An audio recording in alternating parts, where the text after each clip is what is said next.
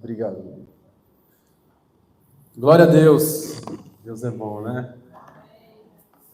Sem muitas delongas, já vou pedir para os irmãos ir abrindo. 1 Pedro 2,9. Eu estou parecendo um nadador hoje aqui com esse negocinho na nariz.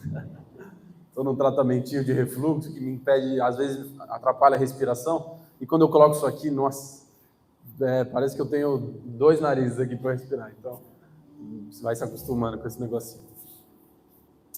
1 Pedro 2,9. Glória a Deus. Eu vou só reforçar o aviso aqui do pastor. A gente está lendo o Antigo Testamento, né?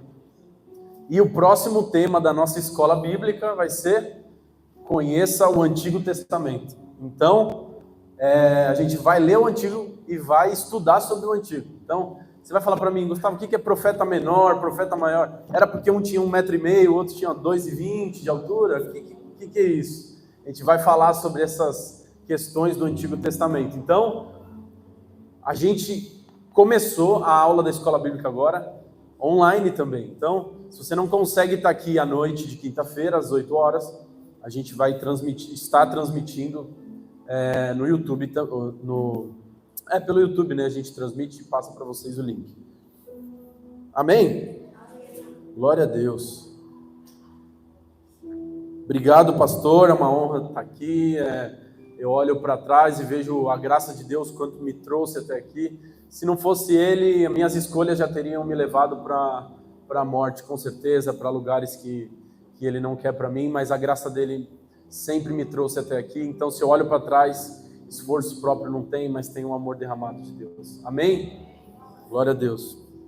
1 Pedro 2,9, texto conhecido, diz: Vocês, porém, são geração eleita, sacerdócio real, nação santa, povo exclusivo de Deus, para anunciar as grandezas daquele que os chamou das trevas para a sua maravilhosa luz. Vocês não são os pastores da nossa igreja, não são os diáconos da nossa igreja. Pedro está escrevendo essa carta. Quer ver? Se você voltar no capítulo 1 lá no início, pode deixar que eu volto, não precisa voltar você não. Olha o que ele fala. Pedro, apóstolo de Cristo, aos eleitos de Deus. Quem foi eleito por Deus? Escolhido antes da fundação do mundo, no sacrifício de Jesus. Peregrinos dispersos no Ponto, na Galácia, na Capadócia, ele vai falando. E Deus, pela inspiração do Espírito, conduziu a Bíblia toda para chegar até nós hoje. Tinham outros livros, mas esse foi o escolhido por Deus para estar conosco. E diz: vocês são geração eleita. Diz assim: eu sou geração eleita, sacerdócio real, nação santa, povo exclusivo de Deus. E tem um objetivo de você também ser um povo escolhido. Diz assim: para anunciar as grandezas daquele que nos chamou. Amém, meus irmãos. Então nós vamos falar sobre isso hoje. Quantos aqui, naquele momento, seja quando o pastor chamou à frente, ou quando estava numa reunião na casa, não sei como você se converteu, depois a gente pode abrir essa oportunidade para os irmãos falarem um pouquinho mais. Nos GCs a gente já fez isso, a gente contou um pouquinho de como foi a nossa conversão. Mas a minha conversão, eu lembro que acho que a primeira vez que eu entreguei a vida para Jesus, eu estava no quarto, eu era adolescente, eu chamei minha mãe, acho que eu estava com medo à noite, e eu falei que eu queria entregar meu coração para Jesus. E aí depois eu pude ter um relacionamento mais íntimo com Ele. Até então eu cria no Deus dos meus pais, depois eu conheci Ele diretamente. E você lembrando aí para a sua conversão, no dia que você se converteu, naquele momento, já veio no seu coração todo o conhecimento de Jesus? Já veio assim, como Ele trata na sua vida, a forma que Ele age na vida dos outros, a forma que Ele quer te usar na vida de outro? Ou foi uma experiência naquele momento e depois você foi crescendo nesse conhecimento. Foi essa segunda. Lógico, Deus pode fazer igual da outra forma. Talvez ali Paulo, quando ele foi encontrado por Jesus, naqueles 3 dias que ele ficou sem comer nem beber, provavelmente Deus fez um intensivão com ele ali. Mas, de maneira padrão, comum, nós vamos crescendo no conhecimento de Deus. E tem um personagem na Bíblia que a gente consegue ver exatamente isso acontecendo. Quem que vocês acham que é? Que ele começou assim meio mais ou menos, mas depois teve um encontro com Deus e virou afinadinho. Paulo? Paulo foi também. A gente leu a carta de quem agora? De Pedro. Os irmãos conhecem muito bem a história de Pedro. Não do nosso irmão Pedro, né, irmão Pedro? O irmão Pedro é uma bênção na nossa vida aqui. Pedro, ele era um cara que agia sem pensar muitas vezes. Então, talvez dominado pela raiva, ele sacava a espada e cortava a orelha. Talvez dominado pelo medo, ele fala, eu não conheço Jesus. Eu não conheço, não conheço. 3 vezes negando Jesus. E ele andava com Jesus. Ele andou 3 anos com Jesus. Mas me parece que Pedro foi sendo lapidado pelo próprio Jesus. E culmina quando Jesus olha para ele, depois de ter negado ele, talvez Pedro falando, a oportunidade que eu tive, eu não aproveitei. E Jesus chega para ele, Pedro, você me ama? Aí ele fala, Senhor, tu sabes. Pedro, você me ama? O Senhor sabe que eu te amo. E no fim ele diz, Pedro, apacenta minhas ovelhas. A nossa história com Jesus é dividida em 2 coisas, em 2 partes. E é isso que a gente vai falar hoje. A gente vai falar só de 2 coisas hoje. Quem você é e o que ele te chamou para fazer agora que você é essa pessoa que ele tornou você. Então, ele diz para o Pedro, Pedro, você é redimido. Pedro, através do meu sangue você é liberto, é salvo. Por isso, se envolve comigo na minha missão e apacenta as minhas ovelhas. Se envolve comigo na minha missão e o amor que eu desenvolvi por você, desenvolva agora para outras pessoas. Primeiro nós vamos falar de quem Deus diz que nós somos. E depois nós vamos falar o que nós temos que fazer com aquilo que nós somos. Pedro fala, vocês são sacerdote real, povo exclusivo de Deus. Sabendo então que você é, ele fala, para anunciar as boas novas daquele que te tirou das trevas para a luz. Amém? Glória a Deus. Vamos para a nossa primeira etapa então. Primeira etapa é quem Deus diz que você é.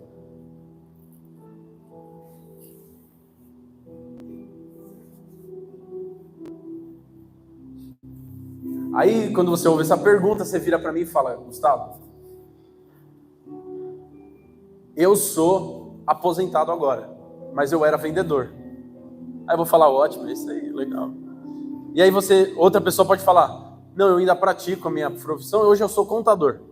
Show de bola. Tudo bem, nós fazemos o que nós fazemos, mas fazer isso que a gente faz não traduz quem você é de verdade. Paulo fazia tendas, mas ele fala, Paulo apóstolo, servo de Cristo. Você, antes de fazer algo, você é alguma coisa em Deus. Antes de tudo, antes da fundação do mundo, você é em Deus. E a gente vai ouvir alguns versículos que falam sobre isso. Você é filho de Deus. Romanos 8,15. Romanos 8,15. Como eu fico lá no som às vezes, então eu vou repetir porque eu sei como é difícil, que se você perde a referência, já era. Valeu. Pois vocês não receberam um espírito que os escravize para novamente temer, mas receberam o espírito que os adota como filhos, por meio do qual clamamos, Abba, Pai. Jesus, já dizia um pregador, nos ensinou a chamar Deus de Pai. Quando Jesus vai ensinar como orar, ele não fala Deus Altíssimo, tu que controlas as estrelas. Ele fala, quando você for orar, você diz assim, Pai nosso que está nos céus. E pai só é porque tem filho. Você é filho de Deus. Na Bíblia, tantas vezes Jesus vai falando, olha, vocês estão vendo as aves, as plantas. Se Deus cuida deles assim, quanto mais não de vocês. Se nós que somos maus sabemos dar coisas boas para os nossos filhos, quanto mais o Espírito, Deus não dará o Espírito ou aquilo que nós pedirmos. Então, que a nossa relação a partir de hoje não se torne Deus distante, mas um Pai junto. Olha o que Jesus fala, olha isso. Ele diz, quando você orar, você entra no seu quarto e o seu Pai que te vê. Nós estamos dizendo que quando você entra no seu quarto, Deus está te vendo. E você pode olhar para cima e fazer o que qualquer pessoa que está aí fora que não conhece a Deus pode fazer. Eles não podem fazer isso. Pai, eles não conhecem o Pai. E vai partir de nós, na segunda parte eu vou falar, fazer com que essas pessoas passem a conhecê-lo como Pai. Não um justo juiz, mas como Pai. De novo, lá em Mateus 5:13. Mateus 5:13. Então, primeiro nós somos filhos. Diz aí, filhos. Vocês estão muito em silêncio, aí eu vou dando uma movimentada aqui para me ajudar. Isso me ajuda em alguma medida. Diz assim, Mateus 5. Vocês são o sal da terra, mas se o sal perder seu sabor, como restaurá-lo? Não servirá para nada, exceto para jogar fora e ser pisado pelos homens. Vocês são a luz do mundo. Não se pode esconder uma cidade construída sobre um monte. E aí ele vai lá, mais para baixo. Assim, brilha a luz de vocês diante dos homens. Aí você fala, Gustavo, mas eu tenho luz. Mas o que eu vou fazer? O que eu tenho para chegar lá fora e uma pessoa olhar para mim e falar que minha luz brilha? Nós só nos tornamos filhos porque o Filho se deu no nosso lugar. E a gente se vestiu de Cristo. Nós fomos lavados, revestidos de Cristo.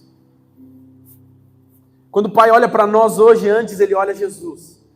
O sacrifício que foi aceito por ele. E quando Jesus diz, ele diz o quê? Eu sou a luz do mundo. Se a pessoa está vendo luz em você, é porque você está revestida de Cristo. Que a gente saia daqui hoje entendendo que eu até um mês atrás, não era só um membro da igreja.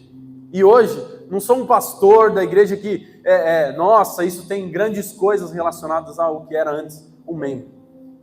Mas você, antes de ser um membro, que é da instituição, você é um filho de Deus. Você é luz do mundo.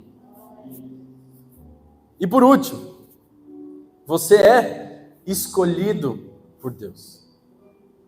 Acabamos de ler, Pedro diz, vocês são geração eleita, nação santa, povo exclusivo de Deus. E eu coloquei aqui, importante,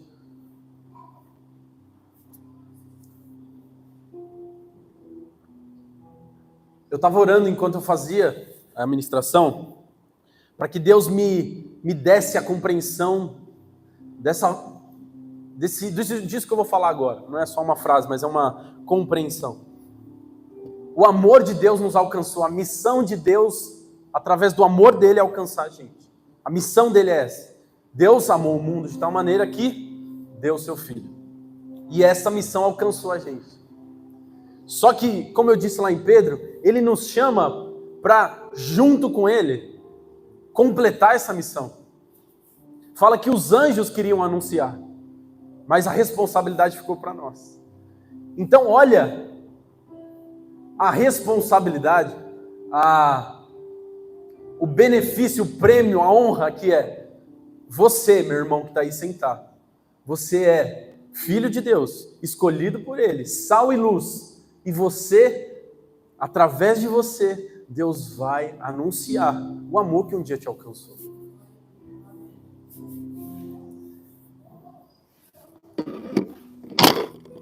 E agora, sabendo as características de quem você é, o que a gente faz com isso que nós somos? Né? O que a gente... Beleza, você já falou que eu sou luz, que eu sou escolhido, mas como que isso vai se refletir no dia a dia da minha vida, na minha prática? E eu gosto de uma... Não sei quantos conhecem, né, ainda está vivo, o pastor Márcio Valadão, líder por muito tempo, igreja Lagoinha ali em BH. Hoje um outro pastor está liderando, né, ele jubilou como pastor. Mas se vocês assistiram alguma vez ele pregar, ele começava a pregação dele com uma frase. Ele pegava a Bíblia na mão. Isso, meus irmãos, não é falar para o sucesso, não é nada, é só para reforçar aquilo que nós somos. Ele pegava a Bíblia e ele começava a dizer assim, aí ele falava com aquela voz, essa é a minha Bíblia, eu sou o que ela diz que eu sou, eu tenho o que ela diz que eu tenho, e eu posso fazer o que ela diz que eu posso fazer. Repete comigo, essa é a minha Bíblia, eu sou o que ela diz que eu sou, e eu tenho o que ela diz que eu tenho. E eu posso fazer o que ela diz que eu posso fazer. Você é filho de Deus, exclusivo de Deus e luz do mundo. Minha oração é para que a compreensão do seu chamado seja elucidada na sua mente hoje. Que você saia daqui ciente do que aconteceu com você. E agora, o que você pode fazer através disso. Que dons, chamados, talentos sejam acordados hoje. Paulo diz em uma das suas cartas, reaviva o dom que há em ti. Olha o que ele fala. A minha oração é porque você reavive o dom que há em ti. Muitas vezes você não vai subir no púlpito para pregar. Muitas vezes você não quer tocar um instrumento. Mas tem uma tarefa posta nas suas mãos, nas minhas mãos. E ó como eu orei para Deus, falando sobre o quanto eu preciso ter isso no meu coração, nas minhas veias. A compreensão da obra, do trabalho que está sobre a minha responsabilidade. Que é brilhar a sua luz, que é não esconder essa luz embaixo da cama. E essa graça de Deus vem sobre nós hoje. Falando, meus irmãos, meus filhos, saibam que vocês são. E a partir de hoje, que vocês possam estar andando pela rua e falar o que Pedro falou, e eu vou ler aqui. Eu não tenho prata, não tenho ouro, mas o que eu me tornei consciente do que eu tenho no meu coração, eu te dou. Em nome de Jesus Cristo, olha só, em nome de quem nós falamos? O Nazareno, ande. Pedro não tinha nada de si próprio. Ele não tinha nada na qual ele desenvolveu em sua vida. Nós vimos que ele errava muito. Só que eles esperaram 120 pessoas reunidas num cenáculo. E desceu sobre eles a virtude, a capacitação, a pessoa do Espírito Santo. Minha oração hoje para que a virtude de Deus, do Espírito Santo, venha sobre nossos corações hoje. Minha oração é para que haja uma troca do medo para a intrepidez, da vergonha para a ousadia. Que a mensagem do Evangelho volte a ser avivada, acordada no nosso coração. Nós sabemos que isso acontece com muita facilidade. Hoje nós temos uma vida, que a gente está no celular, em 3 viradas de página você já viu 10 assuntos. E a oração que você acabou de fazer já foi lá para o seu subconsciente, não sei para que parte da sua mente foi. Então, a disputa por atenção é muito grande hoje. E com isso, que Deus, Davi naquela época, sem o que nós temos hoje, ele diz: Senhor, renova em mim a alegria da salvação. Olha só, Davi, aquele homem escolhido segundo o coração de Deus, entrava em lugares aonde o seu coração talvez se via indiferente à obra que Jesus fez no coração dele. E olha o quanto nós temos que ficar alertas hoje, com tantas opções de distração, em reafirmarmos nosso tempo de intimidade com Deus. Eu vou falar sobre isso, a necessidade de nos trancarmos lá e nos relacionarmos. Amém, meus irmãos? Glória a Deus. Vamos ficar felizes, é isso aí. Senão eu vou falando aqui devagar, a gente fica com sono. Segunda parte. Então, se a primeira foi quem você é, agora o que Deus depositou dentro de você. O que é então não ter prata e ouro, e o que tenho eu te dou. Essa mesma coisa que Pedro tinha, você tem. E como que a gente vai conseguir dar isso para as pessoas?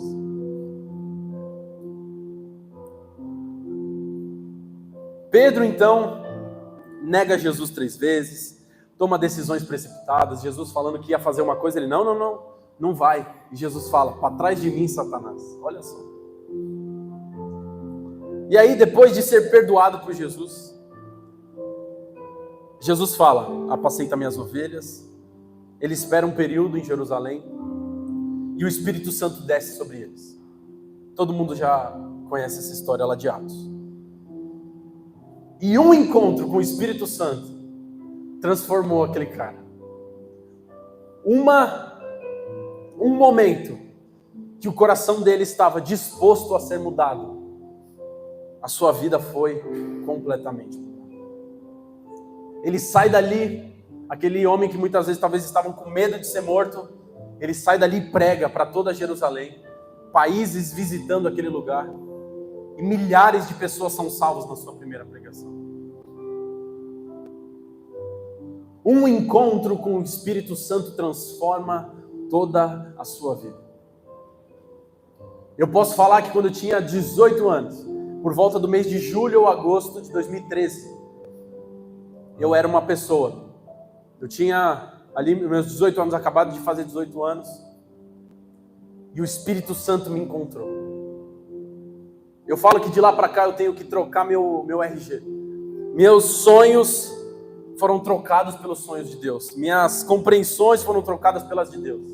Minhas motivações pessoais foram substituídas pelas de Deus. Mas tudo isso não com tristeza, mas com uma sensação que nada nesse mundo, conquista nenhuma, consegue colocar dentro do seu coração. Naquele dia eu estava num retiro lá no GAAD, na época. Uma forma que o Espírito Santo escolheu para fazer isso foi me dar novas línguas. Então eu comecei a falar em outras línguas ali, durante não sei quanto tempo. Comecei a dar muitas risadas. Parece que todo aquele peso saía de dentro do meu coração, me lavava. E a partir dali, é como aqueles escravos do Antigo Testamento. A lei permitia que um escravo fosse liberto depois de um certo período. Tinha ali o ano do jubileu, todo mundo poderia ser liberto. Mas haviam escravos que gostavam do seu senhor. E aí, para identificar então que esse escravo, ele foi liberado, mas por opção ele decidiu ficar com o seu senhor, fazia ali uma marca na orelha, talvez para identificar: aquele ali é um escravo por amor. Tem uma música que eu gosto muito, que ela diz: estou tão preso a ti. Nós vemos o profeta dizendo: existe fogo em meus ossos. Meus irmãos, a vida cristã não é dizer sim para Jesus e voltar a fazer tudo que nós fazemos. Não as coisas erradas. Só não absorver a missão de Deus, o desejo de se relacionar com Ele. A vida cristã é a habitação do Espírito Santo. A minha oração hoje é para que o seu coração ele se abra e que o Espírito Santo visita. Uma palavra visita. E tem uma outra que é um habitante permanente. E ali o texto vai dizer: então, não que permita que o Espírito Santo entre, mas passe 3 dias. E igual quando você está num hotel, você não pode chegar lá e falar: poxa, essa parede aqui, o legal é cortar ela para a gente fazer uma parede americana. Pode mandar cortar, chama o pessoal para vir aqui. Eu saio daqui 3 dias, acho que dá tempo. Aí aproveita, pinta essa aqui também, tira esse piso aqui que está meio mofado. A gente não faz isso quando a gente vai no hotel, porque nada ali pertence a nós. Nós somos visitantes temporários ali. Só que o Espírito Santo na nossa vida, ele quer habitar. A outra palavra que é usada nesse texto é como um habitante permanente. Ele tem a autonomia de fazer o que ele quiser. Será que hoje o nosso coração está disposto a dizer: Espírito Santo, meu coração se abre para o Senhor e faça aqui o que o Senhor quiser.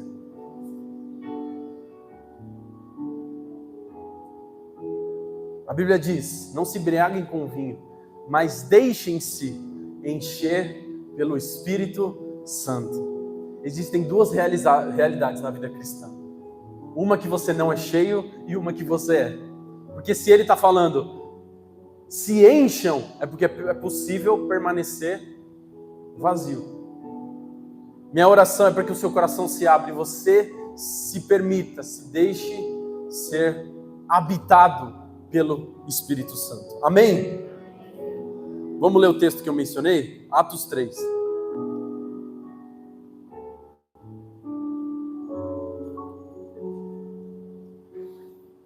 Atos 3. Quem me conhece aqui sabe que eu não estendo muito a pregação. Então, vamos quase chegando no fim, tá? Para vocês ficarem mais tranquilos. Atos 3. Do verso 1 ao 7, não vou ler inteiro, mas em resumo, Pedro e João, eles estavam subindo ao templo na hora da oração, e ali tinha sido colocado um aleijado de nascença. E aí lá todo dia ele pedia esmolas, né? E aí pediu para Pedro e João. Talvez, se fosse para o Pedro, que não tinha compreensão do que tinha sido depositado dentro dele, dos tesouros que haviam sido depositados dentro dele, aquele Pedro antigo ia ver aquele mendigo, né, aquele aleijado pedindo dinheiro, falar: ele já não sai daqui, eu não acredito, esse cara aqui, provavelmente ele deve estar de cúmplice com alguém aqui, alguém deve estar enriquecendo por esse cara aqui, não é possível, nunca sai daqui dessa porta, até atrapalha aqui minha passagem. Jesus, você não quer resolver isso aqui? Ou seja, ele não entendia que no coração dele, a partir daquele momento, existia o poder de Deus para a salvação. Paulo diz: eu não me envergonho do Evangelho, porque é o poder de Deus para a salvação. Quem tem um Evangelho no coração? Quem tem um Evangelho pode dizer isso: eu tenho o Evangelho no meu coração.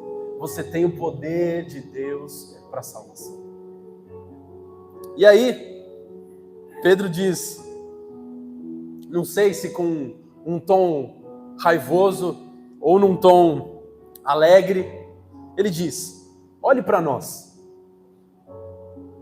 O homem olhou para eles com atenção, esperando receber deles alguma coisa.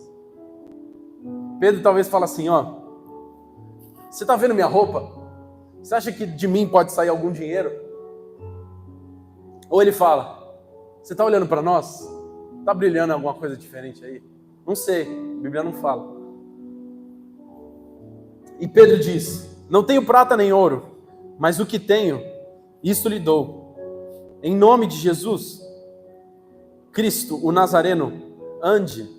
Segurando pela mão direita, ajudou a levantar-se, e imediatamente os pés e os tornozelos do homem ficaram firmes.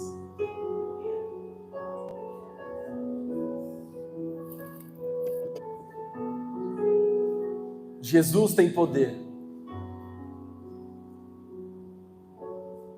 para reorganizar as células do nosso corpo, para levantar um morto da morte, a vida, e para dar o que ninguém pode dar, vida eterna. Os discípulos se juntaram muitas vezes e falaram: Senhor, Senhor, os demônios saem pelo nosso nome. Meus irmãos, não acho que quem está pregando aqui está resolvidinho com a vida cristã e fala: olha, eu imito Jesus 200%. Porque muitas vezes o motivo da nossa alegria não é esse que Jesus falou. Olha o que Jesus fala: olha, não fiquem felizes porque o demônio sai no seu nome. Fiquem felizes porque o seu nome está escrito no livro da vida. Olha isso. O quanto nós ainda temos um alvo da boa vida. E tudo que nos tira do alvo da boa vida nos torna tristes. E muitas vezes, como Paulo, é isso que eu estou falando que a gente não alcança. Olha essa essência do Evangelho. Paulo está preso. Ele não tem uma conta bancária alta. Ele não tem amigos no Instagram. E ele escreve para Filipenses: alegrem-se. Eu digo mais uma vez: alegrem-se.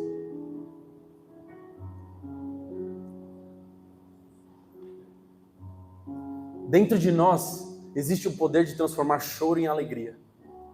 Existe o poder de transformar tristeza em saltos de alegria. Eu não sei vocês, mas o meu desejo eu falo para Deus: Senhor, se existe um fruto do Teu Espírito que é paz, justiça, alegria, longanimidade, paciência, e isso é um fruto do Espírito, então, por favor, vem no meu coração e mora e habita aqui dentro. Porque as circunstâncias não vão mais me dizer onde eu devo ir, o que eu devo fazer, mas é a habitação do Espírito Santo no meu coração que vai me dizer: alegrem-se, alegrem-se. Conclusão.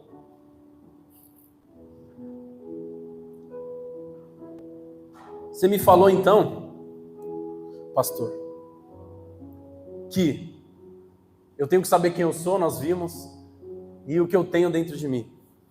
Mas como eu posso crescer nessa compreensão e para ser usado por Deus?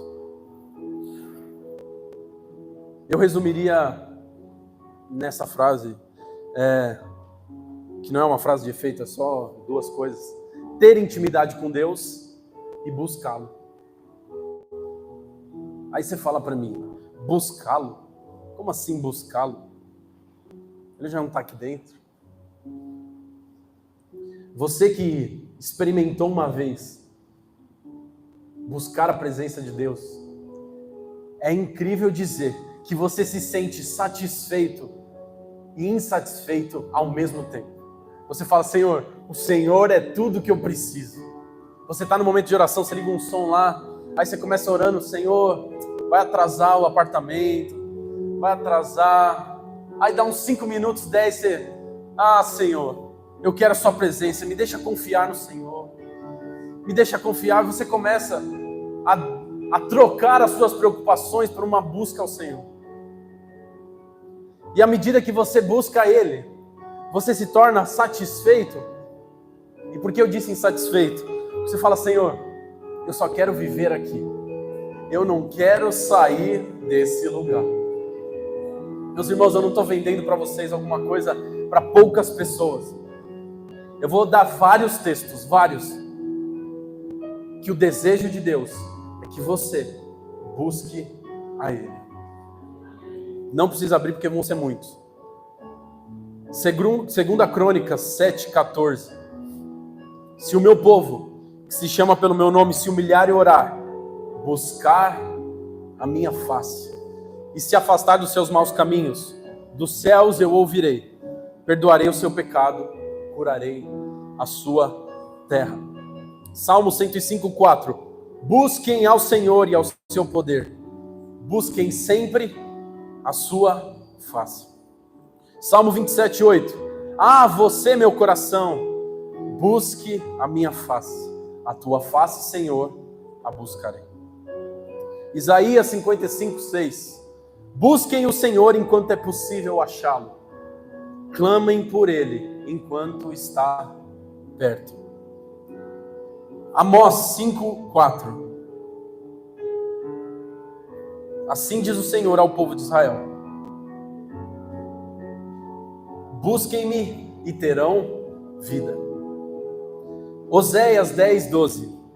Semeiem a justiça para vocês mesmos, colham o fruto do amor leal e façam sulcos no campo não arado. É tempo de buscar ao Senhor, até que Ele venha e faça justiça sobre vocês. Meus irmãos, não é por... Se você não quer acreditar no que eu estou falando, ouça o que a Bíblia diz em todo o tempo. Você fala, não, mas isso aí é o Antigo Testamento. Aí eu falo que o próprio Jesus fala, olha, a primeira coisa, busquem o reino de Deus. Meus irmãos, olha o que a Bíblia está falando para a gente. Que a gente não tem que pegar o nosso trabalho e ao redor dele encaixar as coisas. Ah não, então eu tenho aqui a igreja que eu vou de domingo. Ou não, eu pego o que eu sou, então eu sou uma mãe, eu sou isso, e Deus é no domingo. Deus está convidando para que Ele seja o princípio, a essência, para que daquele lugar a gente saiba administrar todas as áreas da vida pela lente do Espírito Santo. Banda, se vocês quiserem subir aqui, fiquem à vontade. Estou terminando mesmo. Por fim,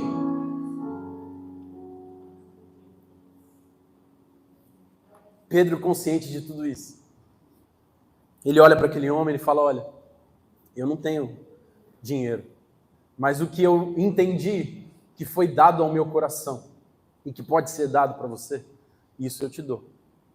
Só que Pedro só tinha ficado consciente disso depois de ter buscado ao Senhor. Então qual é a sequência? Buscar ao Senhor, saber quem eu sou e ser usado por Ele. Diz para mim, buscar ao Senhor, saber quem eu sou e ser usado por Ele. Essa é a ordem na nossa vida de devoção a Deus. Se a gente só querer ser usado por Deus, de domingo a domingo na igreja, mas eu não vou lá no quarto e falar, Senhor, é isso que o Senhor quer que eu faça? É para lá que o Senhor quer que eu ande? Vai ser cansaço e não vai ser produção, vai ser só enfado no seu coração. Agora, se você sai de lá, Senhor, eu estou aqui, Senhor, disposto para o Senhor. E o Senhor fala, muito bem, siga nesse caminho. Põe em atividade o dom que existe em você. Quando você for fazer as coisas, você vai saber, consciente, a compreensão daquilo que Deus quer, daquilo que Deus comunicou ao seu coração. Você pode ficar cansado fisicamente, mas realizado no coração em cumprir a sua missão. Que essa manhã, Deus crie um desejo dentro de nós, de buscar a Ele. E que essa busca aprofunde dentro do nosso coração a identidade de quem nós somos de verdade. E depois disso, a gente se torne sal e luz, porque nós estamos mergulhados em Jesus.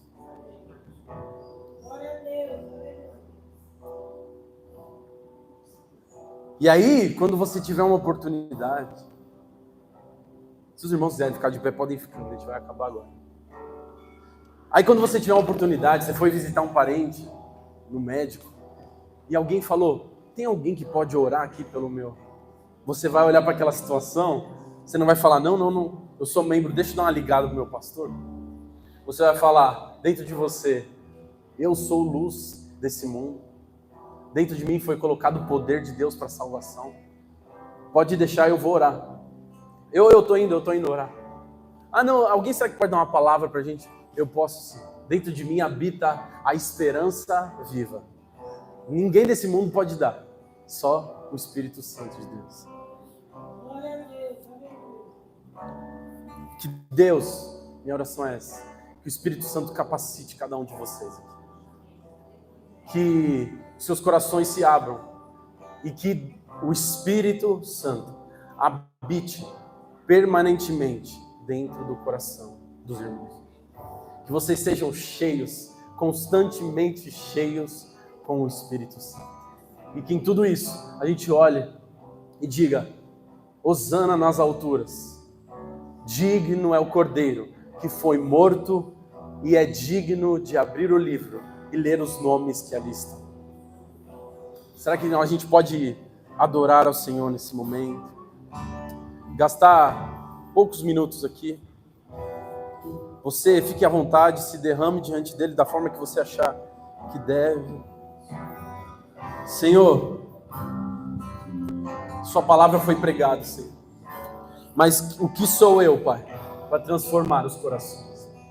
Eu oro para que o teu Espírito, Pai, da mesma forma que me alcançou aquele dia, da mesma forma que encheu os apóstolos naquele cenáculo, eu oro para que o Espírito Santo caia sobre nós. Que a virtude saradora, transformadora do Espírito Santo venha sobre esse lugar no nome de Jesus. Nós te damos as boas-vindas aqui, Espírito Santo. Seja bem-vindo no nosso coração.